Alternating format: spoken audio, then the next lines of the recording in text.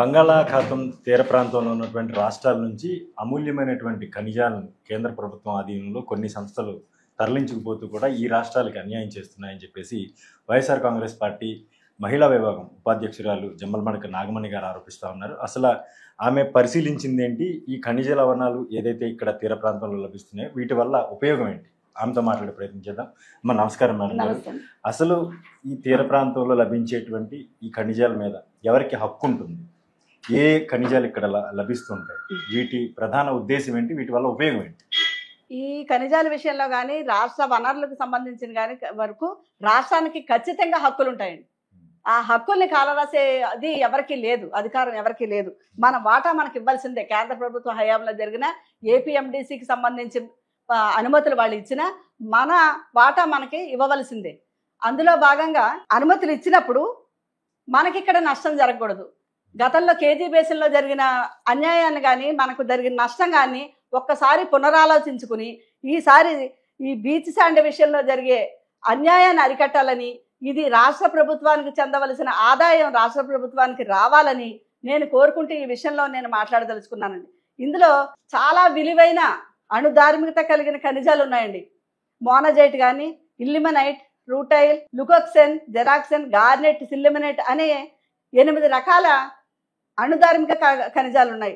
అందులో మోనజైట్ అన్నది చాలా చాలా విలువైనది. దాన్ని మనం అణుబాంబుల విషయంలో ఇలాంటి విషయంలో వాడతారట. అలాగే ఇల్లిమినేట్ అనేది మిలిటరీ వాహనాలు కానీ, జెట్ ఇంజిన్లు, మిజైల్ ఇలాంటి వాటిలో వాడతారు. అంటే ఎంతో విలువైనవి. ఇదంతా సేకరించడం ఇది తప్పని కాదు. వచ్చే 3వ ప్రపంచ యుద్ధంగా వెళ్తోంది ప్రపంచం అన్నప్పుడు ఇలాంటివి సేకరించుకోవాలి అనడంలో ఉద్దేశంలో తప్పు కాదు. దాన్ని కేంద్ర ప్రభుత్వం హయాంలో కేంద్ర ప్రభుత్వం, రాష్ట్ర ప్రభుత్వం వీళ్ళిద్దరూ ఇదిలో చేస్తే బాగుంటుందని నా ఉద్దేశం. అందులో ఎవరికైనా ప్రైవేటు వ్యక్తులకు ఇచ్చినప్పుడు మన వాటాకు మనకు సంబంధించి మనకు రావాలి. మనకి ఇక్కడ ఇలాంటి విషయాలు జరిగినప్పుడు పర్యావరణ ముప్పు కూడా పొంచి ఉంటుంది. ఆ పర్యావరణ ముప్పు కూడా తగ్గాలి. అలాగే పర్యావరణ ముప్పుతో పాటు అనారోగ్య సమస్యలు కూడా ఎన్నో వస్తాయి. విధం చెడినా ఫలితం దక్కిందన్న విధానే ఉండాలి. కనీసం అన్ని జరిగినప్పుడు ఒక ఆదాయం అన్నది ఉంటే కూడా మనకి ఎంతో బాగుంటుందన్న విషయంలో నా వంతుగా నేను అవగాహన పెంచుకుని, మా బాబు వీళ్ళు కూడా ఈ విషయంలోనే వాళ్ళు జాబ్ చేసే విషయంలో వీళ్ళు ఉన్నారు. వాళ్ళు కూడా నాకు ఎంతో గైడెన్స్ ఇచ్చి ఇలాంటి విషయాలు కదా ప్రజలకు చెప్పాలని చెప్పడంతో నేను మీకు ఈ విషయం చెప్పదలుచుకున్నానండి. మళ్ళీ ఇప్పటి వరకు దాన్ని ఇవన్నీ కూడా 1975 మైన్స్ అండ్ మినరల్స్ యాక్ట్ను కూడా ఈ శీతాకాల సమావేశాల్లో సవరణ చేస్తున్నారు. ఈ సవరణ చేసి దీనికి చేస్తున్నారు. ఇలాగా చేసే విషయంలో మనకు అన్యాయం జరగకూడదు, మనకు రాష్ట్రానికి రావాల్సిన వాటాలు రావాలి. అందులో చంద్రబాబు నాయుడు గారికి సంపద సృష్టి మీద చాలా దృష్టి ఉంది కాబట్టి సంపద సృష్టి అన్నది ఇప్పటి వరకు వాళ్ళ నాయకులకి సంబంధించి సంపద సృష్టించారు, వ్యక్తిగత సంపద సృష్టించుకున్నారు. ఈసారి మనకు వనరులు ఉన్నాయి కాబట్టి ఈ వనరులను ఉపయోగించి రాష్ట్ర ప్రభుత్వానికి సంపద సృష్టించి మనకున్న ఈ అప్పులన్నింటినీ కూడా తీర్చేయవచ్చు. ఎందుకంటే ఇది మనం అనుమతులు ఇస్తే 8% వాటా మనకి ఇస్తారన్నది చాలా హాస్యాస్పదంగా ఉందండి. అంటే ఏడాదికి ఏపీఎండిసికి 100-200 కోట్లు వస్తాయంటే వాళ్ళు లక్షల కోట్లు తరలించి వెళ్ళిపోతూ గుజరాత్ వాళ్ళకి మనకి ఇంత అన్యాయం జరగడం అన్నది నాకు బాధ అనిపించి నేను ఈ విషయంలో అవగాహన నా వరకు నాకు తెలిసిన విషయాన్ని ప్రజలకు చెప్పాలి. ఈ విషయంలో ప్రజలు కూడా అవగాహన పెంచుకోవాలి. మేధావులు కూడా ఈ విషయాన్ని బయటికి తీసుకురావాలి. ఏపీఎండిసిలో ఉన్న ఇదివరకు ఉద్యోగులు కానీ ఎవరున్నా సరే వాళ్ళందరూ సైంటిస్టులు కూడా ఈ విషయాలన్నీ తెలుస్తాయి. వాళ్ళందరూ కూడా అవగాహన పెంచి మన రాష్ట్రానికి అన్యాయం జరగకుండా, ఆదాయాన్ని గండిపడకుండా చూడాలని మరొకసారి విజ్ఞప్తి చేస్తున్నాను. ఏ రాష్ట్రాలు, ఈ తీర ప్రాంతంలో ఏ రాష్ట్రాల్లో ఈ ఖనిజాలు లభిస్తున్నాయని మీరు చెప్తా ఉన్నారు. దానికి సంబంధించి ఆయా రాష్ట్ర ప్రభుత్వాల కార్యాచరణ కానీ లేదంటే కేంద్ర ప్రభుత్వ కార్యాచరణ ఏ విధంగా ఉంది? ఇప్పుడండి మనకు ఆంధ్ర, తమిళనాడు, కేరళ, ఒరిస్సా ఈ రాష్ట్రాల్లో ఈ ఖనిజ సంపద చాలా ఎక్కువ ఉంది.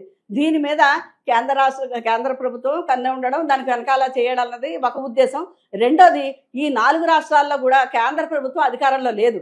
కేంద్ర ప్రభుత్వానికి సంబంధించి బీజేపీ అధికారంలో లేని రాష్ట్రాలు ఈ 4 కూడా.